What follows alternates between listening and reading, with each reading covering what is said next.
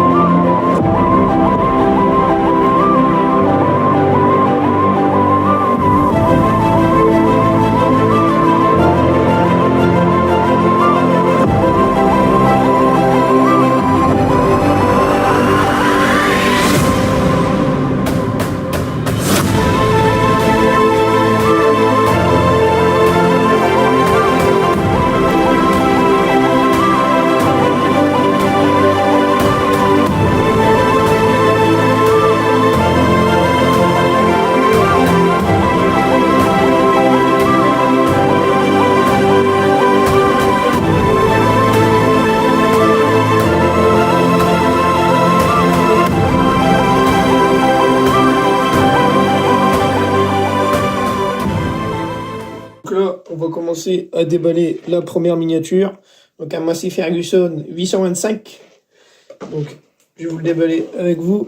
J'ai vu avant vous. Je vais le déballer, c'est pour ça qu'il est plus attaché.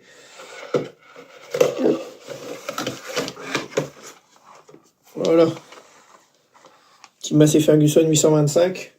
Donc moteur Perkins 4 cylindres 1,8 litre. Donc voilà. Un peu à quoi il ressemble. Il est tout beau, il n'y en a pas eu beaucoup de ceux-là, ni dans la vraie vie et ni en miniature, il n'y en a pas eu trop de produits. Donc bon, il est peut-être un peu plus détaillé que les 35, mais tu vois, on peut pas ouvrir les capots ou quoi dessus. Donc c'est ça qui est un peu chiant, même les roues, elles tournent pas trop. Enfin bref, en tout cas, je trouve qu'il est très très beau, très bien fait. Donc de chez Universal Hobbies en 32e, miniature assez classique. Ah oui, il est très très bien fait. Mais j'en ai jamais vu dans la vraie vie des comme ça. J'en ai jamais vu. Voilà, avec le petit 3 points. Donc après, pas grand chose à dire sur ce tracteur-là, hein, c'est pas rien d'exceptionnel. Juste, ouais, il est bien gris. Ça, Massey, avant, il y avait des gris différents. Et c'est un tracteur qui était produit durant les années 50 à peu près. Ouais, par contre, le relevage, il va bien. Il baisse bien, ça, c'est bien ça. Puis non, franchement, c'est un beau petit tracteur, moi j'aime bien.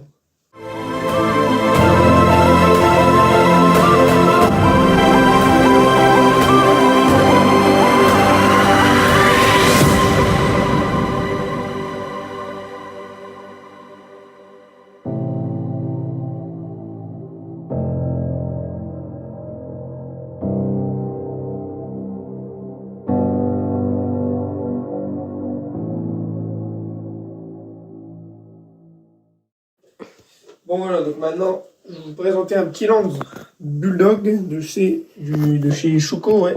En 1,32e toujours. On va l'ouvrir aussi, celui-là je l'ai ouvert mais je ne l'ai pas détaché. Je l'ai eu d'occasion, enfin, on croirait qu'il est d'occasion, je l'ai eu à une porte ouverte de miniature, mais on dirait vraiment un tracteur d'occasion.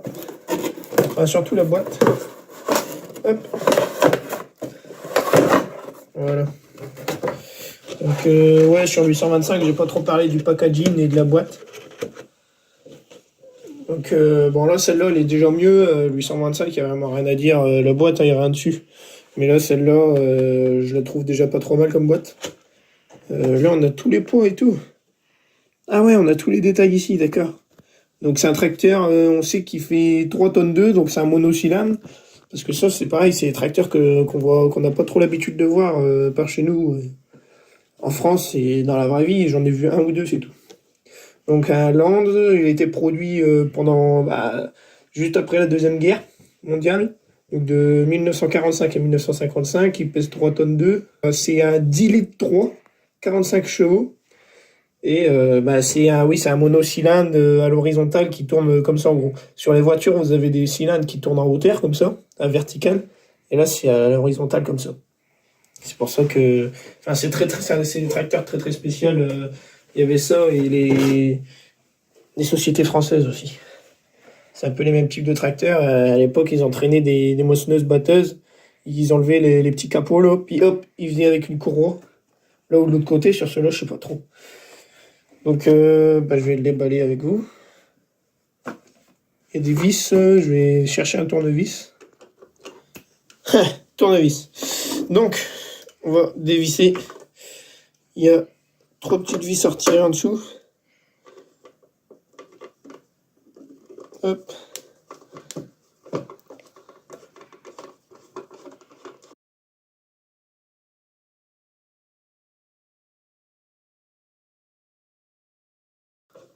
Mais bon, le pire, c'est sur mes macets, là, des vis que j'ai jamais réussi à retirer bien correctement. Du coup, j'étais embêté avec, j'ai dû les meuler et tout. Une galère.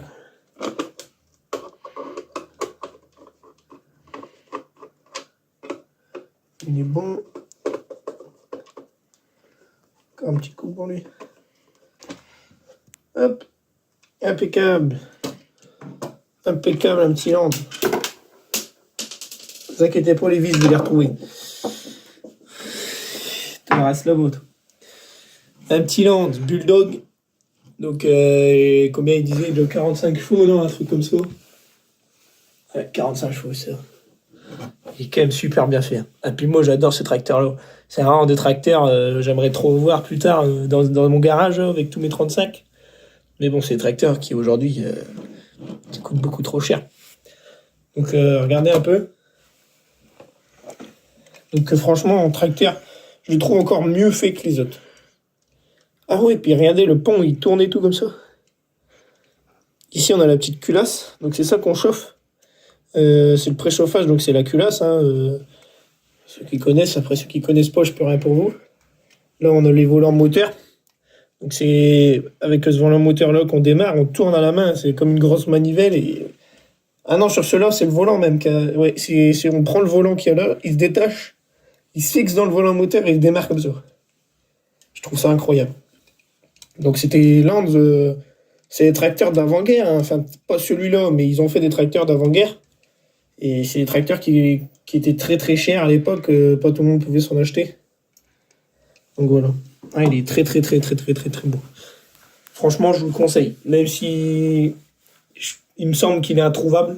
J'ai eu de la chance de le trouver, c'était les 2 derniers. Un mec qui vend des miniatures. C'était les 2 derniers qui lui restaient. Donc j'ai pas hésité, c'est surtout ça qui m'a dit prends-le. Parce qu'au début je cherchais un Vierzon, Société Française Vierzon. Je vous mets une photo tout de suite pour ceux qui savent pas ce que c'est. Mais bon, un land ça me fait rêver aussi. Voilà, voilà. Hop, il y a un petit attelage là aussi derrière. Et il n'y a pas de 3 points comme Massé, hein. C'est déjà beaucoup plus vieux et puis c'est pas virgule, c'est pas un Massé, c'est pas un Massé.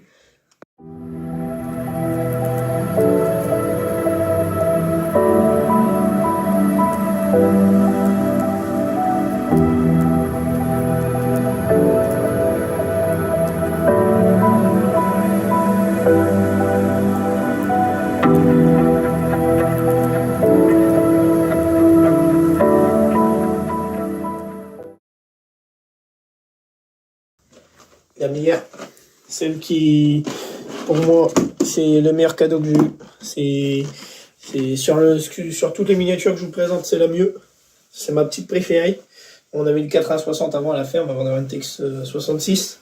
Et ça marche bien. Mais 80-60 en miniature, elle est sans cabine malheureusement. Donc j'ai voulu prendre un 80-70. Donc ouais, donc New Holland 80-70, Sperry New Holland carrément. Donc je me suis renseigné un peu et c'est une boîte qui a... En gros, ils ont fait comme un petit groupe à deux en fait, une petite liaison entre Sperry et New Holland. Et du coup, ce qui a donné le nom Sperry New Holland. Pas grand chose avant là-dessus. Donc la boîte, pareil, très très très très belle. Une petite 80-70, hein. Donc là-dessus c'est une barre de coupe de 5,18 m à peu près. La boîte est vraiment magnifique. Donc réplique à gris, de toute façon il n'y a rien à dire. Réplique à gris, ça reste les meilleurs dans leur domaine. Voilà, voilà. Et très très belle boîte. Ça, surtout, je dis ça pour ceux qui débutent dans la miniature. Gardez vos boîtes les gars. Même si ça prend de la place ou quoi. Sur une machine comme ça, si vous jetez la boîte à la poubelle, elle sera invendable. Enfin, à part si vous trouvez quelqu'un pour la vendre, mais je vous le déconseille. Ça part, enfin, les gens veulent les boîtes avec. Parce que je comprends très bien. Là-dessus, Réplica Gris, c'est beaucoup mieux leur format. J'espère que Universal Hobby s'en inspirera un jour. C'est beaucoup mieux de passer enveloppé comme ça. En tout cas, je trouve que avec une plaque en dessous, tu galères à dévisser et tout. Là, c'est un bon polystyrène. C'est exactement comme sur ma Dominator. J'ai une Dominator 98. Hop. Je mets la boîte là parce qu'elle prend de la place. Normalement, là-dessus, il n'y a rien à dévisser. C'est des scotch à retirer. Des scotch.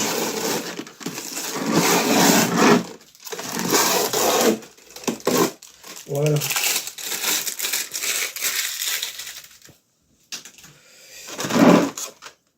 Elle est magnifique. Je suis fan de cette batteuse. Je suis fan de cette machine-là. Je la trouve vraiment incroyable. Puis comment elle est détaillée. De toute façon, Réplica Gris, il n'y a rien à dire. Hein. Souvent, c'est les meilleures miniatures, je trouve. J'ai de chez Réplica Gris, j'ai quoi là, j'ai la campagne. Je dois avoir Monta Savant et franchement, c'est peut-être les meilleures miniatures que j'ai. Mais c'est beaucoup des batteuses ou quoi qu'ils font. Ils font moins de tracteurs. Donc là, est-ce qu'elle se soulève comme ça directement? Non, ça m'a étonné. Il doit y avoir quelque chose en dessous qui fait qu'elle tient. Ah oui, d'accord. Oh, ça, c'est la barre de coupe. Je retire la barre de coupe de suite. Parce qu'elle n'est pas attachée. Donc, les rabatteurs, tout ça, ils bougent. C'est sur petit vérin. Vous voyez ici? Vous voyez ici, là, sur la barre de coupe? Il manquerait d'un petit autocollant New Holland. Mais bon, après, je sais pas s'il y est dans la vraie vie. Nous, sur notre X, en tout cas, il y est. Mais sur celle-là, pas sûr qu'il l'avait déjà mis. Donc, j'ai posé la barre de coupe là.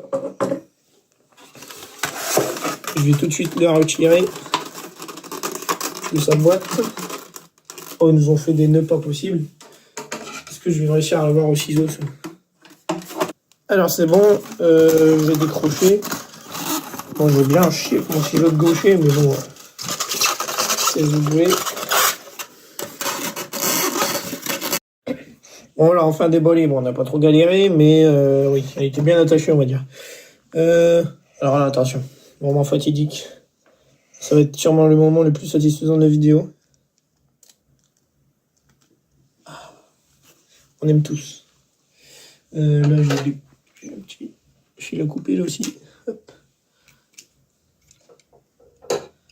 On va tout mettre dans la boîte. Je jetterai, enfin, je jette pas la boîte, mais tous les fils, tout ça.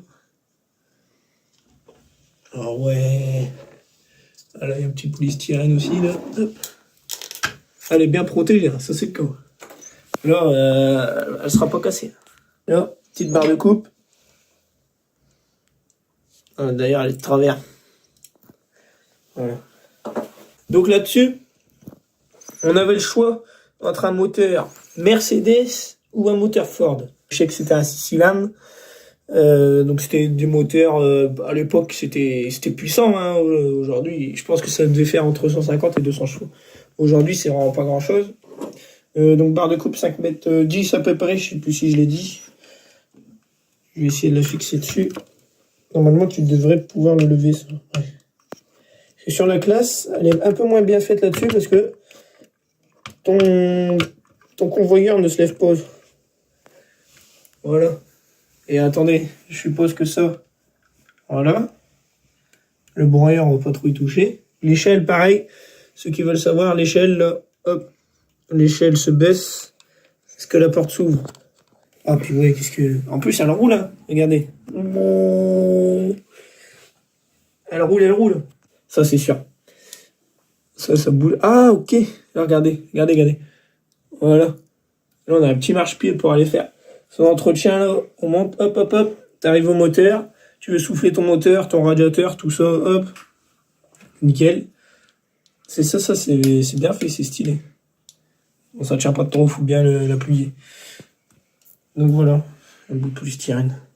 Voilà pour la 4A70, donc moissonneuse à 5 scoueurs. Et il y avait plein de modèles à l'époque, c'est des modèles qui ont très bien réussi. Il y avait la 80-30, 80-40, 80-50, 80-55, 80-60, 80-70 et 80-80.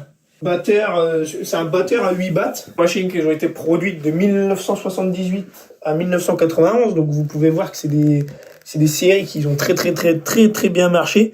Parce qu'ils en ont vendu des comme ça. Hein. Aujourd'hui, c'est très recherché par les Pakistanais, les Polonais, les pays de l'Est, ils se régalent avec ça. Mais à l'époque, en France, je sais qu'ils ont vendu une paire. Il y a le petit logo du concessionnaire ici, là. D'un concessionnaire. ETS Martin. Je connais pas. Par chez moi, c'est Godefroy, Auger, tout ça. C'est la même boîte, hein, voilà. Ensuite, derrière, on peut voir qu'elle était déjà équipée d'un broyeur comme assez bien fait. Et ouais, c'est vraiment la même que dans la vraie vie. Ça ressemble vraiment à la 80-60. Là, on peut voir, pareil, à la place de la buse, là, la vis à grappe. On voit toutes les crocs qui passent, etc. Après, oui, là, c'est écrit Clayson. Pour ceux qui savent pas ce que c'est Clayson, tout simplement, c'est l'ancien nom de New Holland. Donc, tapez Clayson 1540 sur Internet, vous trouverez... parce que c'est pas une New Holland, la 1540, c'est une Clayson. Mais c'est pareil, hein, c'est comme Renault Classe, quoi, quand ils sont mis ensemble, quoi. C'est exactement la même chose.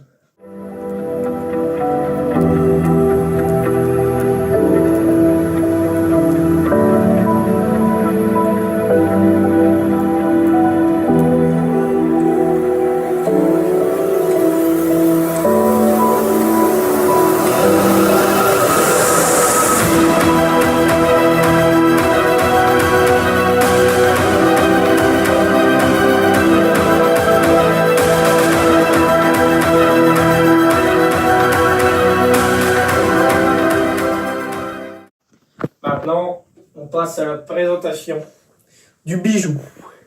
Le petit dernier, c'est qu'il n'est pas encore sorti sur les sites de miniatures comme Univers Mini ou quoi. Je l'ai eu une vente comme ça, encore à la porte ouverte de miniatures, avec le Lance et le 825. Je peux t'acheter maintenant. Donc voilà, 9S 425 chevaux. Je vais pas trop tarder, je vais vous le déballer directement.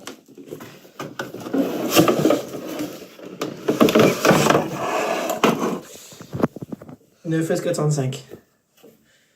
Tout le monde dit, ouais, c'est à vitesse, mais 400 chevaux, quoi. Ouais, oui. Donc, pour en revenir un peu à la boîte, c'est la boîte Universal Hobbies, hein, c'est leur boîte de d'habitude, sauf que derrière, forcément, ils ont mis la photo d'un FS. Beaucoup de monde ne le trouvait pas beau au début, mais moi, déjà, dès le début, je le trouvais beau, et plus je le vois, plus je le trouve encore beau. Il est beau. Avec du coup le télégonflage. Et là, ils ont mis des masses énormes dans les roues. Je sais pas combien de tonnes il y a par masse, mais voilà. Je vais découper tout de suite. Non. Je vais découper tout de suite ça. Les petits scotch qu'il y a ici.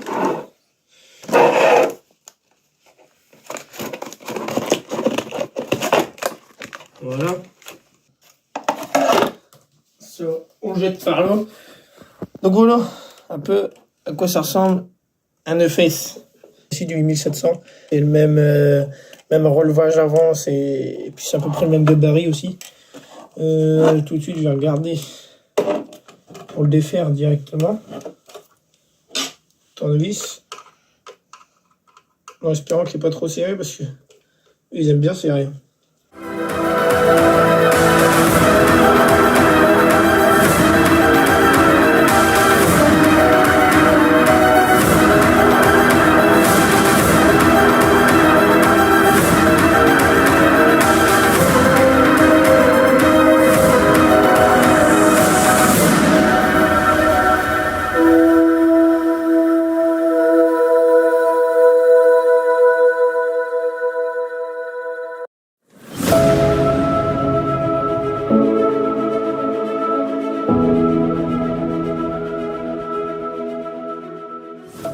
C'est un tracteur qui a été dévoilé là en 2023, donc en novembre, mi-novembre 2023, donc il n'y a vraiment pas longtemps.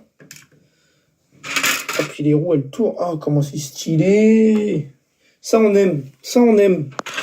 Parce que j'avais peur, je me suis dit avec le télégonflage, est-ce qu'ils ont fait un moyeu et tout, est-ce qu'ils ont fait ça bien ou pas, est-ce que la roue va tourner? Je crois que... Ah non, il y avait un Fen aussi en télégonflage. J'allais vous dire, c'est le premier tracteur qu'ils ont fait en télégonflage, mais non. Regardez ça. Ah, c'est bien fait, c'est tout, il n'y a rien à dire. Je vais récupérer mes petites vis. Moi qui suis fan de Massey, je trouve que là, ils ont mis le paquet sur celui-là. Donc, pour en revenir aux rageux qui disent que c'est à vitesse en plus gros, le capot, il a rien à voir. Le châssis, il a rien à voir. Tout ce qui a du vitesse, je dirais, c'est les gyrophares, enfin, la cabine. Seulement la cabine qui est en rapport, c'est exactement la même que le vitesse. Les garde-boue derrière, ils ont gardé le même style, mais ils ont quand même bien travaillé dessus parce qu'ils ont rallongé, élargi, etc. C'est pas le même pont. Sa capacité de levage, je sais plus bien, mais elle est énorme. Donc là, les garde-boue, pareil, c'est pas les mêmes. Il n'y a rien de pareil pour moi. Il n'y a rien de pareil. Là, tout ce qui est de pareil, c'est la cabine. Et tout l'intérieur, tout l'électronique, c'est pareil. C'est un moteur. Ce tracteur-là est équipé d'un moteur à coupe, donc de 9S 285 à 9S 425. Le plus petit, donc c'est le 285, comme je viens de le dire. Je viens de voir, là, normalement, ça, tu peux le remettre. Voilà. Tu peux le déplier bien propre. L'autre côté aussi, ça va être le cas. Dévoilé en 2023, ça je l'ai dit, c'est le plus gros Massey. Il n'y a pas un Massey qui est sorti et qui est aussi gros que celui-là. Enfin, pas niveau gabarit, niveau puissance, je parle. Parce qu'avant, il y avait le 8740, mais le 8740S, il faisait 400 chevaux tout rond, et peut-être 410. 425 avec la surpuissance ou quoi, comme vous voulez. Mais celui-là, sans surpuissance, sans rien, il fait 405 chevaux. Je sais pas où, moi je kiffe. Modèle produit à Beauvais, créé à Beauvais, usine Massey en France, hein, c'est un tracteur français. Même s'il n'y a pas grand-chose de français dessus, tracteur français quand même. Et je pense que j'ai pas grand-chose à mettre au cul.